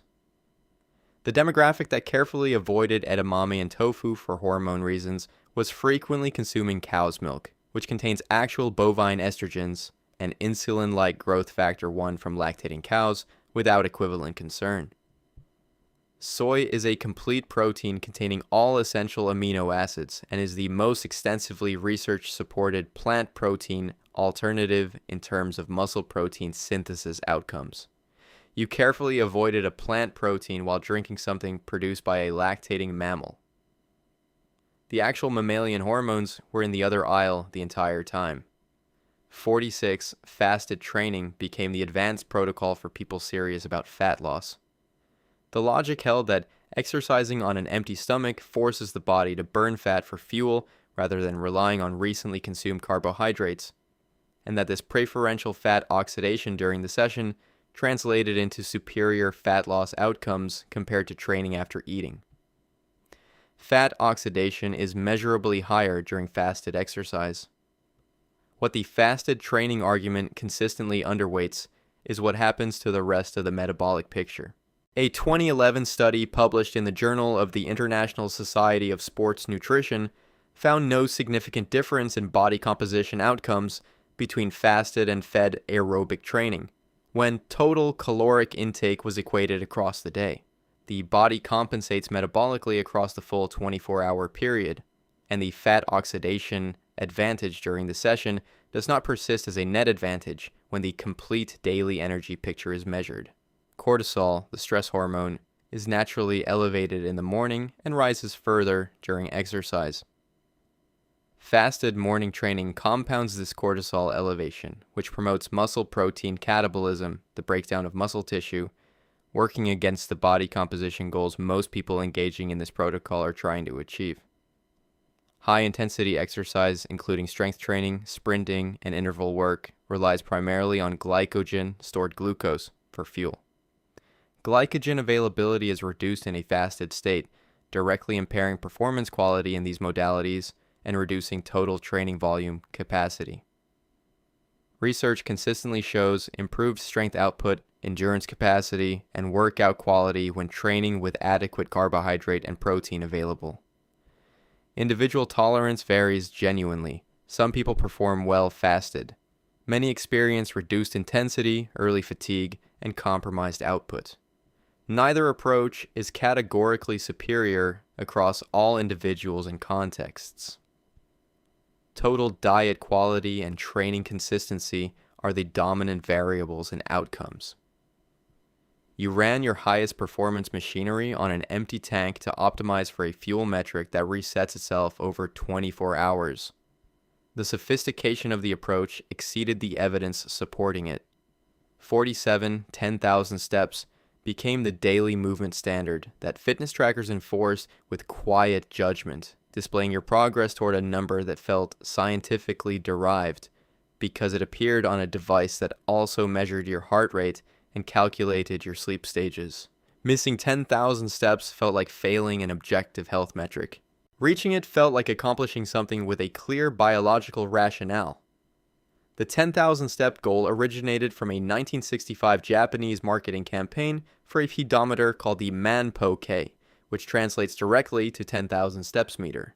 The number was selected by a clock and instrument company to capitalize on fitness enthusiasm generated by the 1964 Tokyo Olympics. It was a product name. No peer-reviewed clinical research in 1965 established 10,000 as a meaningful health threshold. A 2019 study published in JAMA Internal Medicine, following over 16,000 elderly American women, found that mortality risk decreased significantly up to approximately 7,500 steps per day, with no additional mortality benefit observed beyond that threshold. A 2021 study found that significant cardiovascular and metabolic benefits occur at 6,000 to 8,000 steps per day for older adults, with diminishing returns beyond that range. The appropriate step goal varies substantially by age, baseline fitness, health status, and individual physiology. Younger, more active individuals may benefit from higher targets. Sedentary individuals gain significant benefit from reaching 5,000 to 7,000 daily steps. Step count also ignores intensity, and research indicates that brisk walking pace matters as much as step volume for cardiovascular benefit, meaning 6,000 brisk steps may produce more cardiovascular benefit than 10,000 slow ones. Your fitness tracker has been holding you accountable to a number invented by a Japanese clock company to sell pedometers in 1965. The goal is real. The specific number is a product name. Your wrist has been measuring your adequacy against marketing copy for 60 years. 48. The canned food aisle carries a cultural reputation built on associations with convenience, desperation, and nutritional compromise. Real cooking uses fresh ingredients. Health-conscious eating involves the produce section. Canned food is what you fall back on when fresh is unavailable or when you have stopped caring about quality. This reputation is not strongly supported by the actual nutritional science, and for certain foods it is flatly backwards. Canning involves heating foods to destroy microorganisms and sealing them in an airtight container. The process reduces some heat-sensitive vitamins, particularly vitamin C and thiamine, but most minerals, protein, fiber, and fat-soluble vitamins remain largely intact through the canning process. Canned tomatoes are one of the most studied cases. Lycopene content is higher in canned tomatoes than in fresh because the heating process breaks down cell walls and increases lycopene bioavailability. The cooking you would do to fresh tomatoes for most recipes produces the same effect, meaning canned tomatoes are not nutritionally inferior to fresh for typical cooking applications and may be superior for lycopene delivery. Canned fish, including sardines, salmon, and tuna, provide high-quality protein and omega-3 fatty acids in a shelf-stable format. Canned salmon contains comparable omega-3 content to fresh salmon. Canned sardines with bones deliver bioavailable calcium at a cost that no fresh fish product approaches. Canned beans and legumes are nutritionally comparable to home-cooked from dried, with similar protein, fiber, and mineral content, while eliminating the multi-hour preparation process. BPA used in some can linings is a genuine packaging concern that has driven industry movement toward BPA-free alternatives. This is a legitimate container issue distinct from the nutritional quality of the food inside. Rinsing canned beans reduces sodium content by approximately 40% while preserving the bean's nutritional composition. The sardines in the can were delivering omega-3 fatty acids and calcium, while the produce you were proud of turned in the back of the refrigerator and quietly stopped being impressive. 49. 8 glasses of water per day. 64 ounces. 8 by 8. The rule is so specific and so universally repeated that its precision feels like evidence of scientific origin. Someone measured, calculated, and determined that 8 8-ounce glasses is the threshold at which human hydration is properly managed. Failing to hit it means you are operating in a state of chronic mild dehydration with consequences for your energy, cognition, skin, and organ function. The rule originated from a misread 1945 Food and Nutrition Board recommendation that stated adults required approximately 2.5 liters of water daily, but explicitly noted that most of this quantity is contained in prepared foods. The caveat was present in the original document. It was dropped as the recommendation traveled through popular culture, across the following 8 decades, leaving only the quantity and discarding the context that made it accurate. A 2002 literature review published in the American Journal of Physiology by Dr. Heinz Faltin specifically examined the 8x8 rule and found no scientific evidence supporting it as a universal daily hydration requirement for healthy sedentary adults in a temperate climate. Water intake needs vary enormously based on body size, activity level, ambient temperature, dietary composition, and individual metabolic rate. A fixed universal number cannot meaningfully account for this variation. Coffee, tea, milk, and water-dense foods, including fruits, vegetables, and soups, all contribute to daily fluid intake. The assumption that only plain water counts leads to systematic overestimation of actual fluid deficit. The human body has a highly accurate hydration monitoring system called thirst, regulated by hypothalamic osmoreceptors that detect blood osmolality with considerable precision. In healthy adults, thirst reliably signals before physiologically significant dehydration occurs. Urine color remains the most practical indicator available. You have been counting glasses and ignoring the mechanism your body spent a very long time calibrating. It already knew the answer. 50, the WHO announcement in 2015 that red and processed meat was linked to cancer produced headlines that placed deli ham in the same sentence as cigarette smoke and asbestos, and the cultural takeaway was that eating red meat was a cancer risk comparable to smoking. The classification system that produced this comparison was doing something more specific than the coverage suggested, and the distinction matters considerably for how you evaluate the actual risk. The International Agency for Research on Cancer classified processed meat as Group 1 carcinogenic to humans and red meat as Group 2A, probably carcinogenic, based primarily on associations with colorectal cancer. Group 1 classification describes the strength of evidence that an association exists, not the magnitude of the risk. Tobacco increases lung cancer risk by approximately 2,500%. Processed meat increases colorectal cancer risk by approximately 18% in relative terms. Both are Group 1. They are not the same conversation. The absolute risk increase from eating processed meat regularly translates to roughly 6 additional colorectal cancer cases per 100,000 people. This is a statistically meaningful and real number. It is not the same magnitude of risk that tobacco carries, and the headlines frequently fail to make that distinction visible. Unprocessed red meat received the weaker Group 2A classification, reflecting limited evidence in humans rather than the established association that processed meat carries. Confounding is a persistent methodological challenge in red meat cancer research. People who eat more red meat also tend to eat less fiber, exercise less, and consume more processed food overall, making it difficult to isolate red meat as an independent causal variable across observational studies. Cooking method matters. High-temperature charring produces heterocyclic amines and polycyclic aromatic hydrocarbons, known mutagens, while slower cooking methods do not generate these compounds significantly. The risk is real. The panic exceeded the proportionality. The brisket and the cigarette are not the same conversation. 51.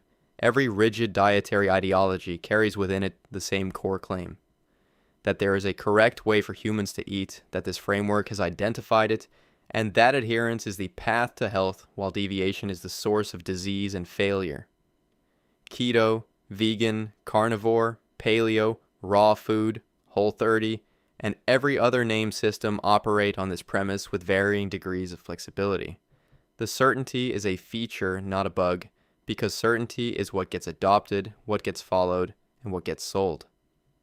No single dietary ideology has demonstrated universal superiority across all human populations in long-term controlled research.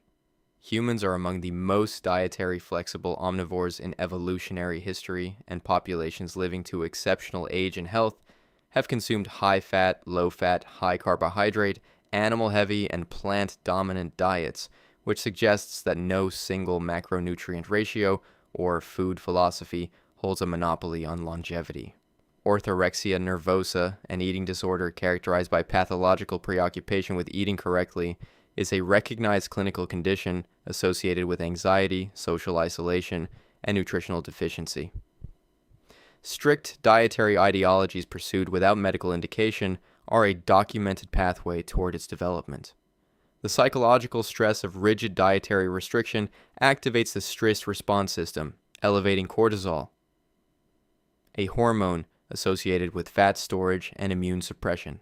Long-term dietary adherence, the ability to maintain a pattern consistently over years, is the strongest predictor of successful health outcomes.